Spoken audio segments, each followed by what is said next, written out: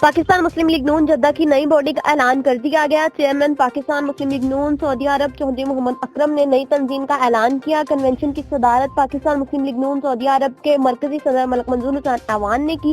Report کر رہے ہیں حسن بخاری۔ نئے اعلان کردہ عہدیداران میں چودھری ثقلین گجر مرکزی سینئر نائب صدر، چودھری نوید احمد صدر جدہ، چودھری احسان الہی گجر جنرل سیکرٹری، میاں رضوان سینئر نائب صدر، رانا زہیب نائب صدر، رانا فرقان سیکرٹری نشر و اشاعت کو نامزد کر دیا گیا۔ اس موقع پر چیئرمین پاکستان مسلم لیگ نون سعودی عرب چودھری محمد اکرم، مرکزی صدر پاکستان مسلم لیگ نون سعودی عرب ملک منظور حسین اعلان نے اپنے خطاب میں کہا کہ آج کا دن بہت اہم ہے۔ مسلم لیگ سعودی عرب کے لیے نئے نامزد ہونے والے عہدیداران پارٹی کا قیمتی اثاثہ ہیں اور ہم امید کرتے ہیں کہ نئی تنظیم مسلم لیگ نون کی مضبوطی، متحد اور پارٹی کو متحرک کرنے میں اہم کردار ادا کریں گے اور میاں محمد نواز شریف کا پیغام گھر گھر پہنچانے کے لیے کسی بھی قربانی سے دریغ نہیں کریں گے۔ کنونشن سے Chaudhry Azhar Warraich, chairman P E C global, Chaudhry Amjad Gujjar welfare association Saudi Arab, chairman Chaudhry Irfan Sadra, general secretary Pakistan Muslim League نون Saudi Arab Zohaib Shahzad Khokhar, social media head اور نو منتخب عہدیداران نے بھی خطاب کیا۔